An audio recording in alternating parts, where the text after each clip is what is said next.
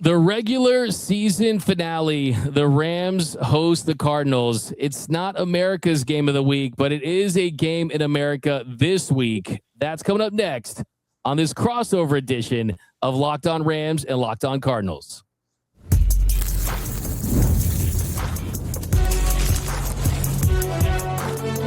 You are Locked On NFL Crossover, part of the Locked On Podcast Network. Your team every day. What is up, Ramley, and what is up, Cardinals fans? And welcome to this crossover edition of Locked On Rams and Locked On Cardinals, part of the Locked On Podcast Network, now the #1 sports podcast network. My name is Doug McCain. You can follow me on X and Instagram at DMac_LA. Today I'm joined by the Locked On Cardinals host, longtime radio personality as well, the great Alex Clancy is joining us here, and we're going to break this all down, and we got a lot to say. You probably think I'm going to be, the Rams are this, the Cardinals are that. We're hurting too over here, Alex. Okay, things are getting dark in Rams land right now, but we got some reasons for optimism. We'll talk about what's at stake on Sunday, how this game could be something, nothing, or everything by the time these two teams step onto the field at SoFi Stadium. But first, today's crossover edition of Locked On Rams and Locked On Cardinals is brought to you by Prize Picks. Download the Prize Picks app today and use code Locked On NFL to get $50 in lineups after you play your first $5 lineup. All right, Alex. So it definitely has not been a season to remember for your Arizona Cardinals. For Los Angeles Rams, they're trying to get right, and we'll know by the time that the ball is kicked off on Sunday if this game's going to mean anything. The Rams need the Seahawks to beat San Francisco. And if that's the case, if the Rams beat the Cardinals, they'll get that fifth seed. They'll play the Buccaneers or the Carolina Panthers. So that's what's at stake for the Rams. On your end, what are you looking for your Cardinals in the regular season finale? 53 guys to show up. Doug, really quick, when you say that it's dark over there for the Rams, that's let me put this. Let me just give me a second. So that's like you go to a restaurant, you order a Diet Coke, you take a sip, it's a Dr. Pepper. Like, hey, excuse me, ma'am or sir, I ordered a Diet Coke. That's dark for you. For the Cardinals, you take a sip of that Diet Coke and it's acid. Okay? These are not the same things. Okay? The Cardinals have been in a season of nightmare. It's been in a season of not funness, and it's been in a season riddled with injuries, and you just want no players to get injured, the game to be over, and the Cardinals to forget this season ever happened and move the hell on. Yeah, I would say no, for sure. I mean, when I go to a restaurant, I'm a big Coke Zero guy. And when they say, we have Pepsi Zero, I'm like, no, like that. Stop acting like Pepsi Zero is an equivalent or it's a substitution for Coke Zero. No, it's at that point, I'm Uber Eatsing a Coke Zero from another place to bring you into that restaurant so I can have a Coke Zero. So that to me would be kind of the darkness there. Look, I mean, like, it's like 410 darkness, right? It's just like the sun's going down a little bit, and you're like, okay, it's time to go home. You're riding bikes with your friends, and it's like, okay, like it's that kind of dark. It's not like pitch black or anything like that. And I think for the Rams, where they're at, you lose a lot in the last 10 days. I mean, I think when you just put things into perspective, the one seed in the NFC, where the Rams have been so good at home this year, 6-1 at SoFi Stadium, Sean McVay and Matthew Stafford undefeated in the playoffs at SoFi Stadium, and it was right there. Like, they were the favorite. They were the team that was the FanDuel odds-on favorite to win the Super Bowl. They were the team that was expected to get that one seed. That falls off. Matthew Stafford loses MVP to Drake May last night, most likely. And then also, to add insult to injury, the Rams make a trade with the Atlanta Falcons in last 3 years in the 2025 draft, where they go and they get James Pierce. The Rams trade out, and now you lose that game to the Falcons, and now it's not a top 10 pick. So, look, I think that everything is still on the table for the Rams. It's just right now they are going to need to recalibrate, do some soul searching, and really find a way to get right against that Cardinals team. And that's kind of what they did early in this year, coming off that Carolina Panthers loss, and they really took it to the Cardinals with a win where they scored over 40 points.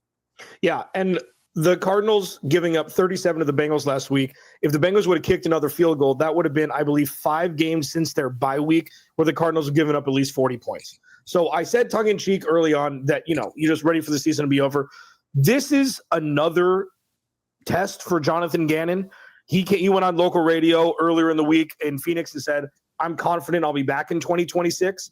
I think that that's more likely going to be the case than not, irrespective of rational thought with all the injuries that have happened this year. But if the Cardinals lose by 40 or they give up 40 again, I don't know how you see 6 times pretty much since the bye week where they give up 40 and you're a defensive head coach and the Cardinals are just falling off the rails regardless of how many players are injured. So even though the Cardinals, it benefits them to lose this game, they're most likely going to lose this game. This is another tee up for a good team coming off a loss. Like, again, as you mentioned, we saw after their Carolina loss when the Cardinals played the Rams. This is a save face game in some respect. If they go down like they did to the Rams in the first half last, it's going to be even tougher to be like, hey, JG, let's run it back. I don't care what happened. Let's run it back and forget what the hell happened last season. Yeah, I mean, just following the Cardinals a little bit, Gannon was a guy that heading into the season, they were the trendy, sneaky pick to kind of have a year where, hey, maybe they could hang with, it was going to be the Rams, then maybe the Cardinals as that second team, maybe vying for that, and maybe you sneak into the playoffs. And then this year with the injuries, I believe they had 4 real true starters in that game against the Bengals. But my question about the Cardinals is this, because I remember previewing the last matchup, and it was, hey, this is a Cardinals team that can kind of muddy up the game and get into the fourth quarter and have a chance to win. But that's not the case anymore. It feels like it's blowout loss after blowout loss. And you go against a Bengals team that was ranked 32nd overall defense and towards the bottom in most categories. And it's a 37-7 game in the third quarter. At that point, you had just 4 first downs, 5 of the first 7 drives end in 3 and outs. What has happened to that Cardinals team that was kind of hanging in games, even though they were losing a lot of games? So the simple answer is they have no run game.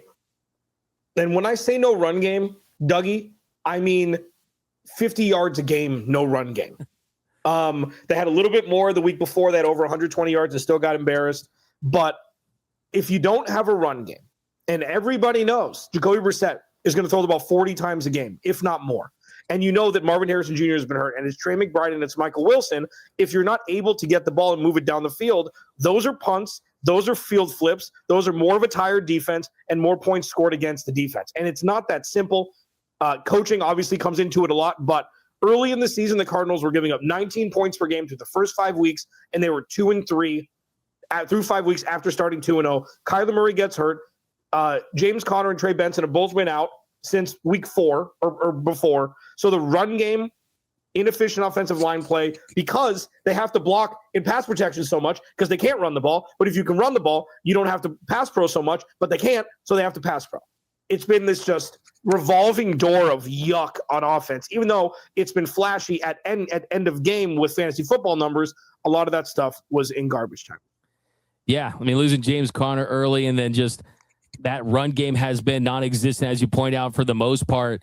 But I think that my question for the Cardinals is, if the Rams are playing for the 5th seed and that's still on the table, we know the Rams want that. I mean, the difference between potentially playing a Bucs team that looks like they've just fallen out of favor and the Rams beat them on Sunday Night Football earlier in the season, and going up against an inexperienced Bryce Young on the road versus playing the defending Super Bowl champions and the Philadelphia Eagles or potentially the Bears, you definitely want to take the red pill now, and you would definitely want to go with the Bucs or the Panthers in that standpoint. But from the Cardinals standpoint, how important do you think it would be just to play spoiler? And you mentioned the Gannon stuff. I mean, Gannon, I just watched a little bit of his press conference. My man's out there like a little bit defensive, kind of pointing out things. Oh, they're enthusiastic and things like that. Things that really coaches don't really need to necessarily say about their team when they're winning and they're coached properly. How important do you think it is for the Cardinals to have the year that they've had and somehow, some way play spoiler against a Rams team that could be having Matthew Stafford and the rest of their starters actually playing in their regular season finale, something that we typically do not see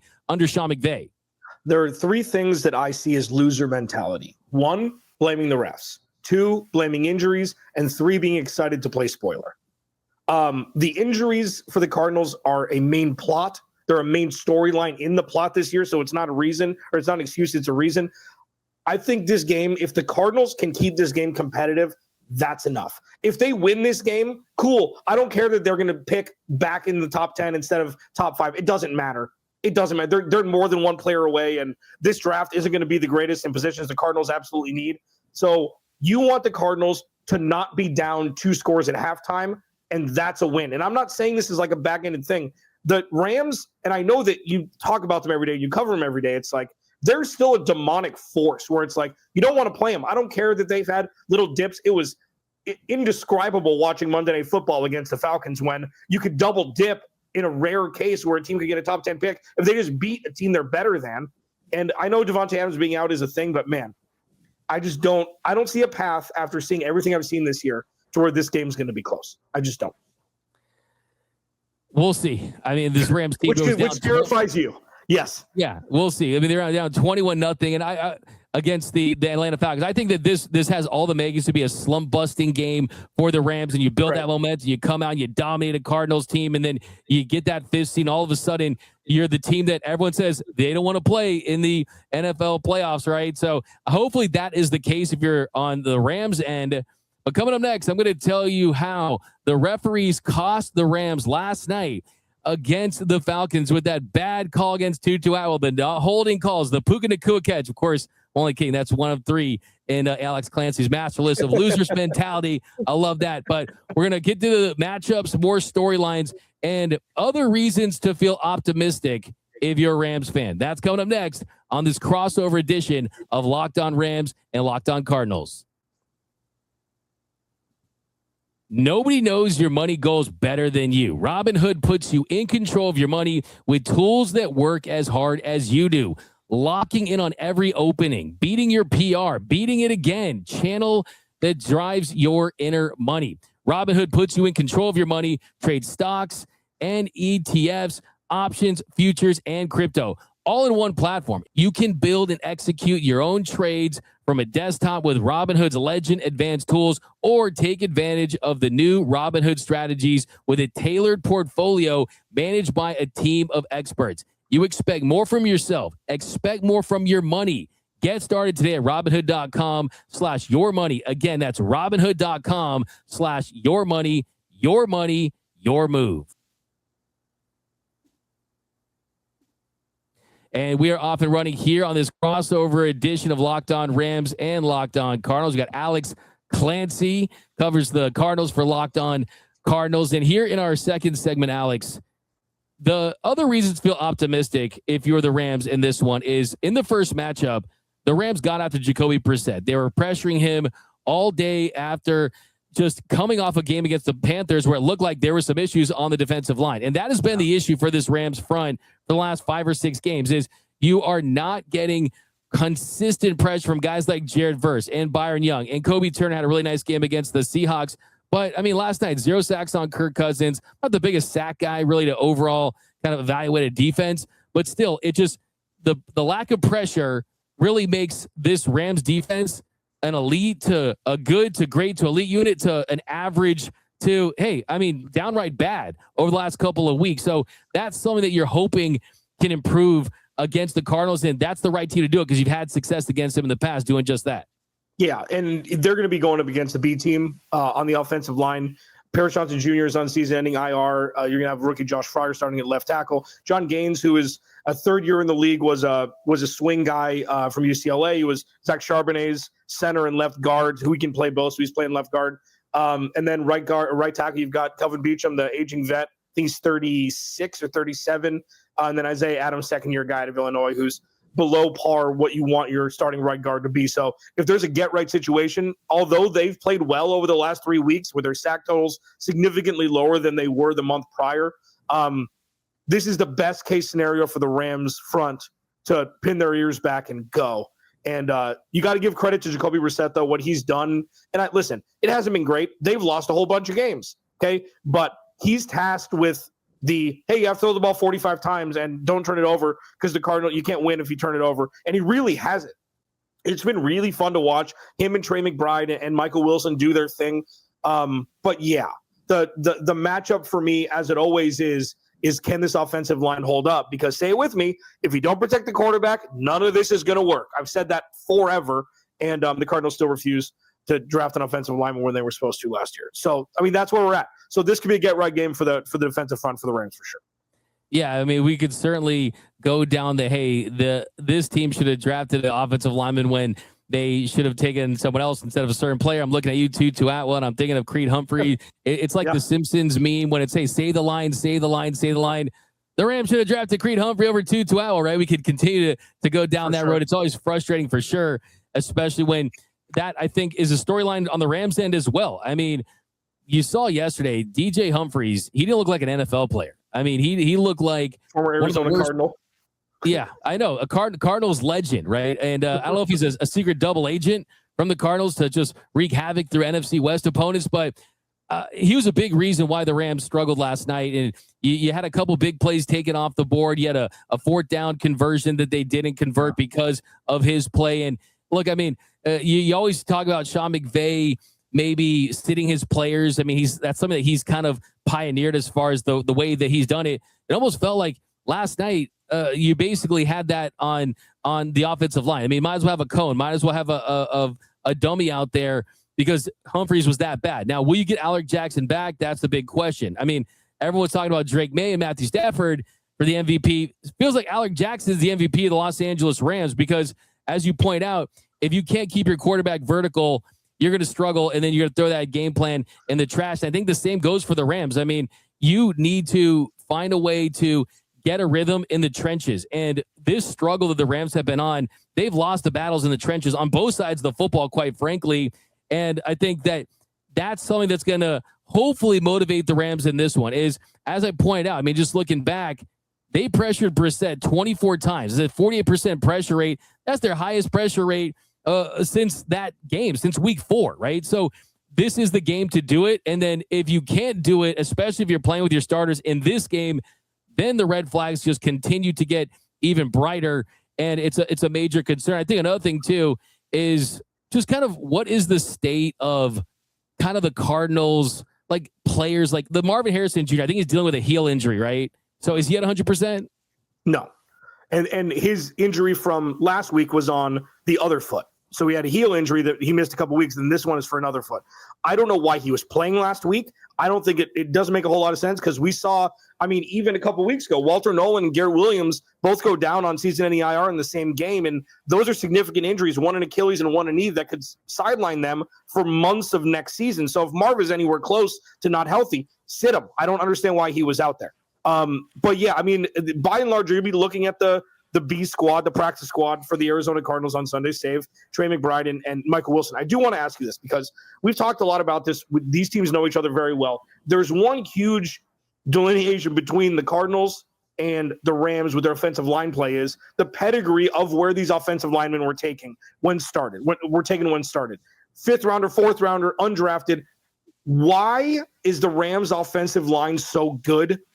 Is it the offensive line coach? Is it Sean McVay's offensive scheme where you run the ball and you can pass the ball with synchronicity and serendipity together where they're not fighting against each other? Because the Cardinals are really struggling with that. Justin Fry is a first-year offensive line coach in the NFL coming over from Ohio State. They lost Clayton Adams, who's now the offensive coordinator for the Cowboys. What is it? Because we can't figure it out here in Phoenix why the offensive line is struggling so much, even when it's healthy. I think it's a couple of things. I think the first thing is what we saw in 2022, where you literally had a security guard playing on the Rams offensive line because they were decimated by injuries. It was like a season of Squid Game, but for offensive linemen. You had offensive linemen go down every single week. And from that point on, I think an emphasis to scouting, player development was ratcheted up. And that's kind of what I've heard is it's about identifying a certain player that really not only has an edge, but plays with a certain physicality, a certain level of toughness that really translate. I think that it rubs off on guys. I think one of the big kind of trades that doesn't really get talked about enough, obviously you're not going to be talking about offensive line trades around the league that much, but Kevin Dotson going from Pittsburgh to the Rams. I mean, this guy is nasty. He's one of the best run blocking offensive linemen. He is someone that, I mean, he wears his sunglasses during the SNF, where you name your college. He kind of reminds me of that wrestler Viscera back in the day. You know, he colors the Rams horns in his head. I think that a lot of the guys on that offensive line, they're big and physical. They've kind of switched to this gap duo style of run game where it's about physicality and getting after it. It's more of a road grade scheme. They went out there, they got Steve Avila. The big conversation on the offensive line is not only, as you point out, you get Alaric Jackson as a UDFA. He's turned into an average to an above average lineman at a very important position at left tackle, and they paid him, but it's the right tackle position. Rob Havenstein, he's the one remaining Ram from the St. Louis Rams days. They took him out of Wisconsin. He was with the Rams back in 2015. Well, Warren McClendon, offensive lineman they took out of Georgia, has actually outperformed him this season. Havenstein has dealt with ankle injuries. He's been banged up. So, yeah, it's kind of this next man up thing and just the physicality they play with, the mindset, the mentality. And I do think they kind of felt like offensive linemen were interchangeable. Like you could just find guys. They've definitely placed more emphasis on that position in the last few years because of what happened in 22 with all those more combinations than the drinks at Sonic, man. Like it was insane with all those injuries. So I think that's a big reason why. I also want to mention this, though, kind of going back to you. What was up with the Bengals? Like all of a sudden the Bengals, since there's nothing to play for, since they've gotten eliminated, they've been like the best team in the NFL. And I think the Falcons are a little bit like that as well. So I think the Cardinals and the Rams both experience like both these teams that look like they're world beaters. Now there's nothing to play for in the Bengals and the Falcons. Yeah, because it goes back to just playing Madden at that point. It's like, who cares? Let it rip. I mean, with Joe Burrow, like he was out for the majority of the season. The dude it's crazy how much money he makes and how infrequently he plays more than a handful of games a year. But yeah, I mean, Jamar Chase is really good. T. Higgins is a wide receiver 1 on 26 teams, 25 teams, and they've got a couple tight ends. Chase Brown is probably the most underrated running back in football. Like it was nightmare sauce immediately. And I knew it. I was like, this is going to be blowout. This is going to be bad. This is going to be bad. I see it. No, for sure. Exactly. They play free. They play easy. I mean, I totally agree. It's just, it just goes back to how mental this game really is when there's not as much pressure. But coming up next, what is the path to victory? How could the Cardinals upset the Rams? How could the Rams have a big letdown? Will it even matter? That's coming up next on this crossover edition of Locked On Rams and Locked On Cardinals.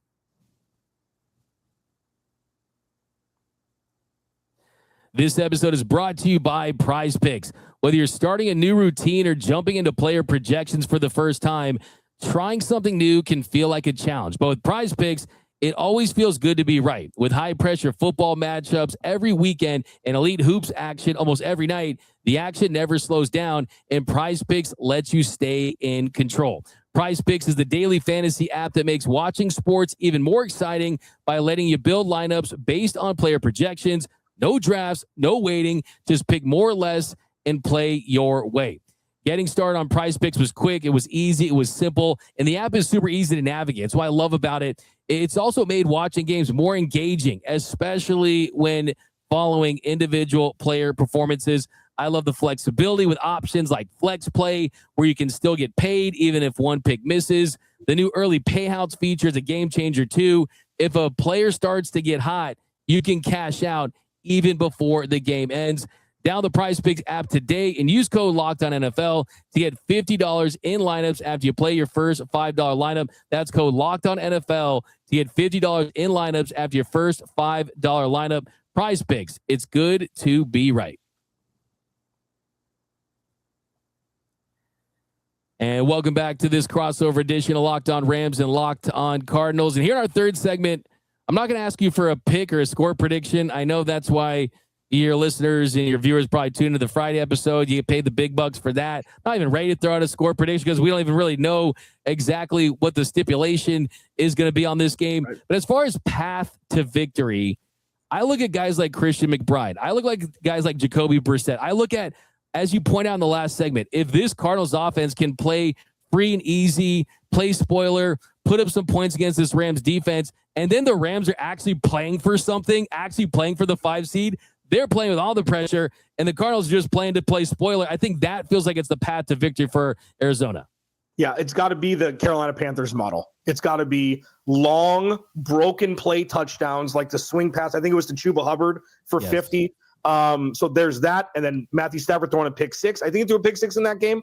I can't remember, but I know that there were large chunk turnover and scoring plays on offense by Carolina that kept that game close. And I think it was in the 30s. That's how the Cardinals need to win. Big plays, broken plays, things like that, and turning the ball over and scoring a defensive touchdown, turning the ball over inside the red zone, things like that leads directly to a score.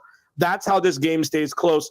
If the Cardinals are going to try and, hey, we're going to run the ball on first down. Hey, they're going to run the ball on second down, on 2nd and 5, 3rd and 3, incomplete, punt. Like, this is going to be ugly. This is about saving face for the Arizona Cardinals above all else. And they're going to do everything, I would assume, in their ability to do so, even though that sounds very fairy tale-y.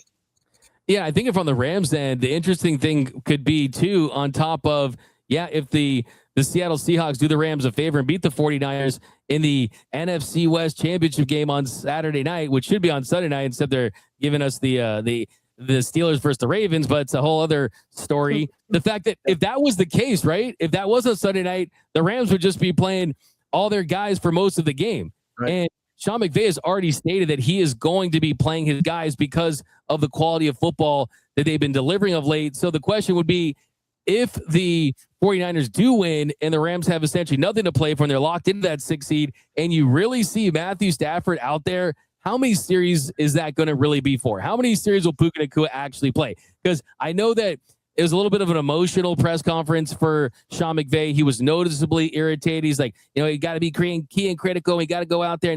But it wasn't the same, like, oh, okay, like I'm level-headed. I mean what I say, Sean McVay. So I could see by the time Sunday rolls around, if they do have nothing to play for, that maybe you get a series or 2 series from Matthew Stafford and Puka Nacua and a lot of these starters. Do you think that, because that's tricky, because even if they are locked in, I mean, that means you go off a bad loss on the road on prime time, and then win-loss indifference, the majority of those guys don't play that week.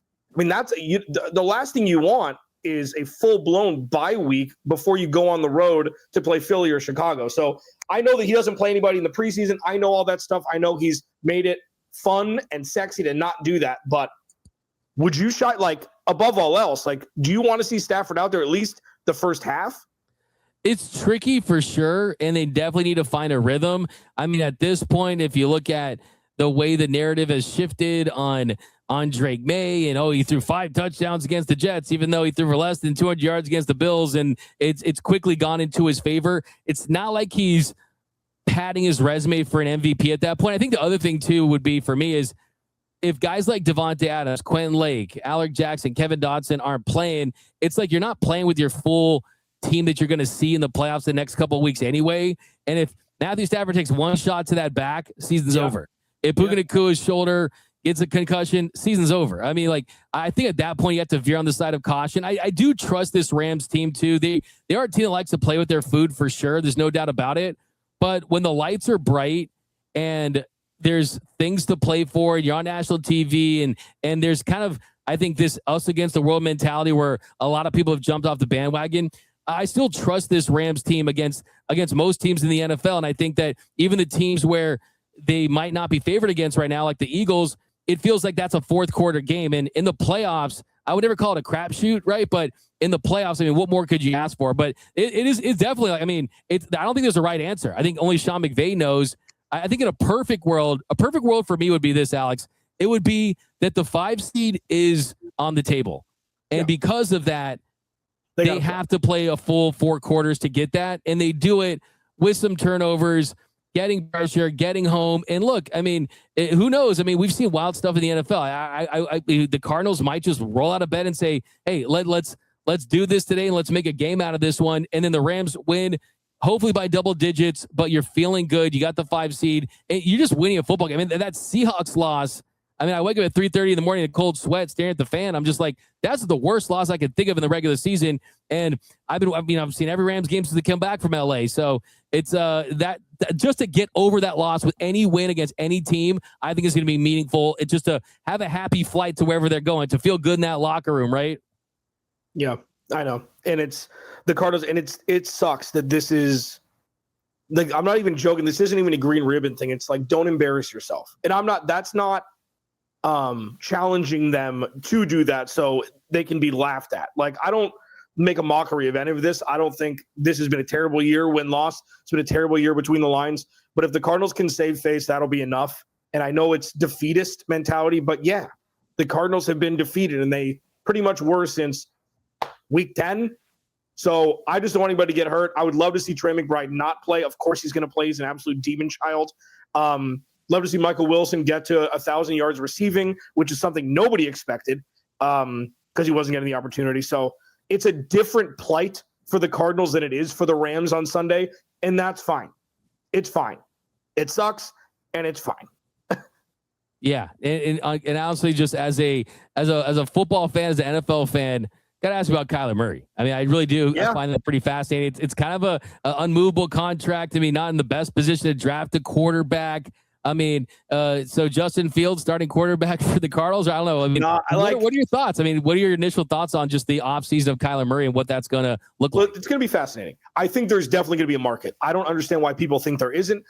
Look at how bad the quarterbacks are around the NFL, and Kyler Murray is not a bad quarterback. Nobody said that. I've been on Team Kyler Murray since week 5 of this season. And then I saw Jacoby Brissett play in Indy with this offense. I'm like, oh my God. What? Downfield throws, long touchdowns. What is this? What have we been missing here watching this team? Now, that's not fair necessarily. Kyler has a different skill set. They ran a different playbook, but I think there are 3 teams at least who have picks who could potentially offer a first rounder for. Like the Jets have 39 picks and the Browns have 39 picks over the next 2 years. Not really. I mean, they've got multiple first each of the next 2 seasons. So even if it's a second this year and a first in 2027 or a third this year and a first in 2027, I think the Cardinals should jump at it. The Raiders are another interesting team. Like if they want to flip Max Crosby for Kyler Murray and a pick, like you can have a conversation there. The problem is, Dougie, this quarterback class stinks. I'm sorry. Francisco Mendoza. You don't want Ty Simpson? And the Dylan Moore kid, they're just not. They're just not. So the Cardinals, like so many outlets in Phoenix, like, yeah, just trade up. Oh, give a future whatever and move up to get a quarterback. Stop. Just because they're quarterbacks that need to be taken, it would benefit the Cardinals to stay and get potentially the number 1 overall pick at 5. No, I'm with you. There's no one. I mean, I've done so many episodes on Arch Manning trying to make that a thing, and of course, he's not only going back; he just doesn't look Fernando like Mendoza, not Francisco. Sorry, I don't know what I'm saying. Yeah, no, Fernando Mendoza, the Heisman winner out of Indiana, of course. We're the flipping Big Ten champs, right? I mean, look, I think he's kind of looking at it too. I mean, it doesn't look like the Murray contract. I mean, a post not bad. Looking at a post June 1st, you can save like $42.5 million. I mean, the dead cap, but you look where it's at. It's like 15 mil difference. Yeah, exactly. 13. I mean, geez. But is there a part of you that kind of like what? Because it feels like a classic change of scenery. He still has a lot of talent. He's still young enough, and like you said, the quality of quarterbacks around the league. I mean, name 20 quarterbacks better than Kyler Murray when he's at his best, type thing, right? But is there a part of you that kind of wants to like run it back, knowing that this team wasn't a healthy team for the most part of the season? Not with the same OC and probably not with the same head coach. Like if you're, because that's a line in the sand that he's going to play this year. Why would you get rid of him? You may as well restructure and extend him. Like this isn't, Jacoby Brissett is plenty enough to be a bridge guy. Kyler Murray's not a bridge guy. Kyler Murray's a starter or he's going to play baseball. Like there's not something where he's going to be an Andy Dalton or Joe Flacco or even a Tyrod Taylor where he's going to back up and start. He's going to start or he's not going to play football, in my opinion. So I just don't think it's too clunky. The only reason you're actually thinking about bringing Jonathan Gannon back is for a year is because there isn't a quarterback to draft this year. If there was, see ya, everybody. And then you bring in a new head coach, you bring in new coordinators, and you draft your dude. I like that. You mentioned the Raiders. Hey, when the Las Vegas Athletics go there, he was drafted by the Athletics. You go Deion Sanders on him, baby. Two-way, same city. I love it. But hey, definitely going to be an interesting storyline, not just for the Cardinals, but for the entire NFL. So, hey, we still got some games to play. Rams still got to run at the Super Bowl to take care of. Speak for yourself. Speak for yourself. You have some games to play. We've got Cardinals have one game to play. It's like when colleges, they're like, they chant SEC, early in the Pac-12 was back the pack. Are you a guy that's going to be like, back the NFC West? Is that going to be you, Alex? No. You hate everybody. I don't give a rip about your team at all. Nor the 49ers, nor the Seahawks, all of which have at least 11 wins. I'm good. No one respects hating more than myself or Travis. I set my alarm clock extra early so I have more time around the day to be a hater. So I love that. But we'll see on Sunday.